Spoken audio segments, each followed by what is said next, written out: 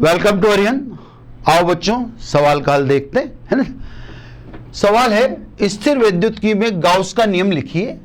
इसके आधार पर समतल अविष्ट प्लेट के कारण उत्पन्न विद्युत क्षेत्र का सूत्र प्राप्त कीजिए। सवाल यह भी इंपॉर्टेंट है। मैं यहां पर आपको इस सवाल में इस चीज का स्पष्टीकरण दे देता हूं कि यह क्या कहना चाह रहा है।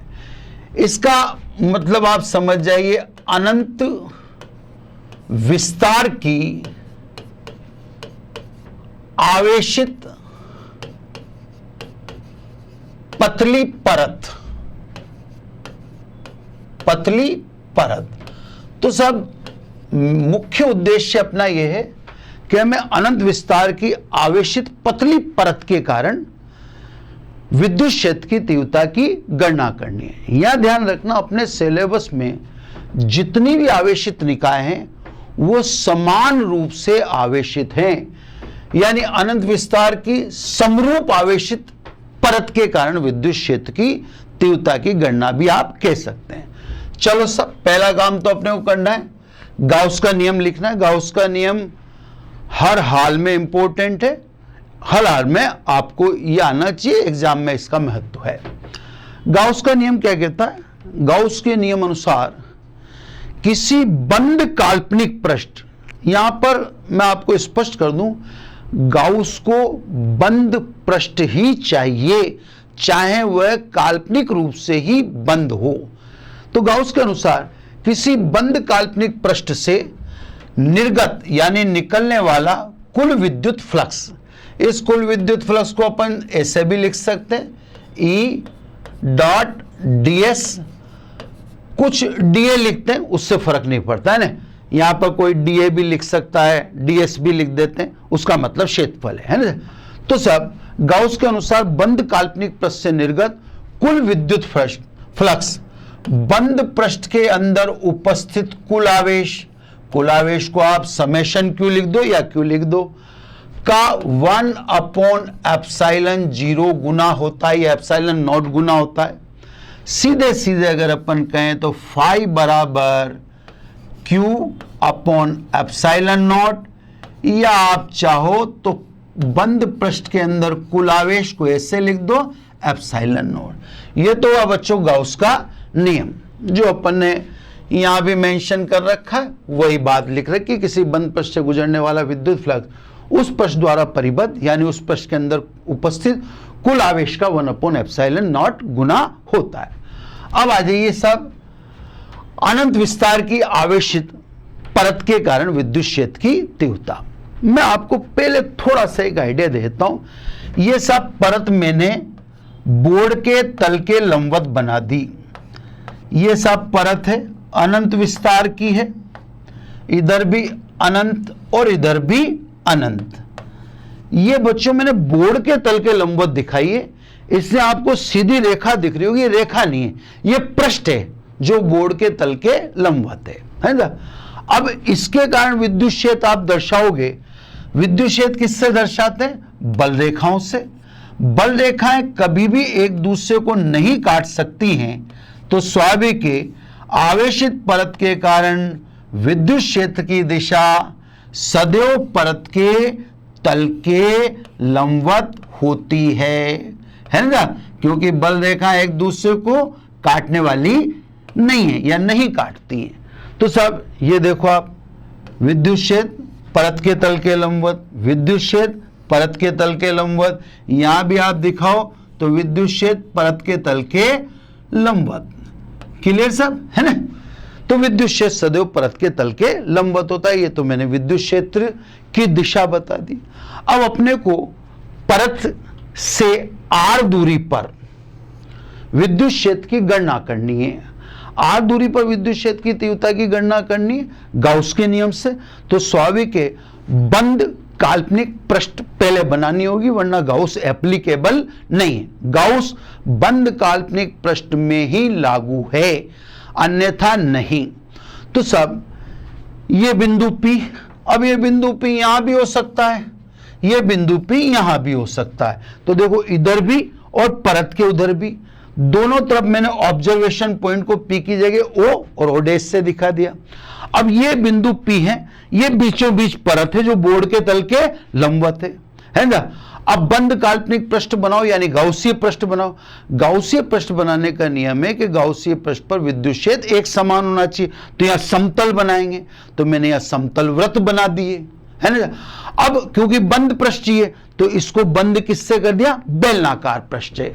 ये सब A क्षेत्रफल, वो R सामने और R पीछे, तो कुल बंद पृष्ठ की लंबाई कितनी होगी 2R। इकाई क्षेत्रफल में आवेश यानी पृष्ठ आवेश घनत्व सिग्मा कूलाम प्रति मीटर स्क्वायर होता है। तो इकाई क्षेत्रफल में आवेश सिग्मा है, तो A क्षेत्रफल में आवेश कितना, सिग्मा इंटू A, यानी इस बेलनाकार बंद पृष्ठ के अंदर कुल आवेश सिग्मा इंटू A होगा।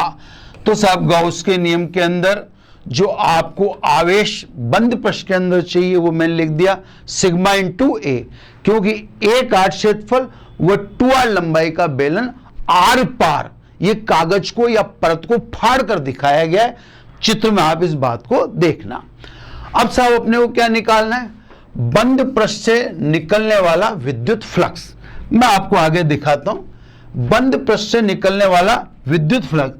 तो साहब मैं बंद पृष्ठ के 3 पीस कर देता हूं। ये सरफेस S1 ये वृत्ताकार है, ये सरफेस S2 ये भी वृत्ताकार है, और ये बाकी सरफेस S3 स्वाभाविक है ये बेलनाकार है। अब अगर आप देखें तो सब जगह अल्पांश लेके देखता हूं, मैं दिखाता हूं। यहां अल्पांश ले लिया, यहां भी अल्पांश ले लिया और यहां भी अल्पांश ले लिया। क्षेत्रफल की दिशा सदैव तल के लंबवत होती है, ये क्षेत्रफल की दिशा तल के लंबवत, इधर भी क्षेत्रफल की दिशा तल के लंबवत, इधर भी क्षेत्रफल की दिशा तल के लंबवत। अब आप बेलनाकार पृष्ठ पे देखेंगे तो बेलनाकार पृष्ठ में विद्युत क्षेत्र और क्षेत्रफल 90 डिग्री कोण पर है, यानी बेलनाकार पृष्ठ से कोई बल रेखा नहीं गुजरती, यानी बेलनाकार पृष्ठ से संबद्ध विद्युत फ्लक्स शून्य है। फ्लक्स कहां से यानी बल रेखाएं कहां से निकल गई, पृष्ठ S1 जो वृत्ताकार है और पृष्ठ S2 जो भी वृत्ताकार, इन दो पृष्ठों से बल रेखाएं निकलेंगी। तो आप देखो चादर से समान दूरी पर ये ले लिया अपन ने A क्षेत्रफल का, है ना। अंदर मैंने आवेश आपको बता ही दिया। अब ये कह रहा है बेलन के दोनों समतल सिरों से होकर गुजरने वाला विद्युत, बेलनाकार से गुजरने वाला तो शून्य ही से, इसको आप ऐसे समझ लो कि जैसे ये कुल विद्युत फ्लक्स E डॉट ds है ना साहब। अब आप कुल विद्युत फ्लक्स S1 से लोगे, है ना साहब, E dot ds plus S2 से लोगे वही E डॉट ds, और प्लस फिर S3 से लोगे E डॉट ds। अब यहां पे आप समझ लो, वहां पे मैंने डायरेक्ट कर दिया है, ये वाला तो E ds कोस थीटा, तो यहां पर थीटा बराबर S3 के लिए कितना आएगा 90 डिग्री। तो स्वाभाविक है ये वाला तो कितना आ गया 0 आ गया, लेकिन वृत्ताकार पृष्ठ S1 और वृत्ताकार पृष्ठ S2 से निर्गत विद्युत फ्लक्स शून्य नहीं हो सकता। तो देखो बेलन से निकलने वाला कुल, ये देखो साहब ये भी वृत्ताकार पृष्ठ, ये भी वृत्ताकार पृष्ठ, आप इसकी जगह S1 मान लो, इसकी जगह S2 मान लो, है ना। अब इन दोनों पर E और DA के बीच का कोण देखो, ये देखो आप E और DA समांतर है, E और DA समांतर है, तो स्वाभाविक है इसके लिए भी थीटा बराबर 0 और इसके लिए भी थीटा बराबर 0। दोनों वृत्ताकार पृष्ठ परत से समान दूरी पर है, तो दोनों पर विद्युत क्षेत्र एक समान होगा। तो इस समाकलन से E तो आएगा बाहर, ये देखो E DA कोस 0 यानी E DA रह गया, उसमें भी ऐसा का ऐसा E DA रह गया।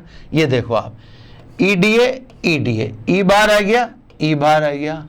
अब DA यानी वृत्ताकार पृष्ठ का क्षेत्रफल, तो वृत्ताकार पृष्ठ का क्षेत्रफल क्या दिखा रखा है मैंने, कैपिटल A दिखा रखा है। तो सब आपको मैं यहां पर स्पष्ट कर देता हूं ताकि अगले पेज में देखो, आपने ये निकाला फाई, है ना, फाइव बराबर, इसमें ई बाहर निकल गया, ये S1 लिख देता हूं मैं, यहां रह गया ओनली DA क्योंकि cos 0 1। इसी प्रकार इसमें भी देखें E कांस्टेंट है, समान है, ये भी बाहर निकल गया DS या DA, है ना।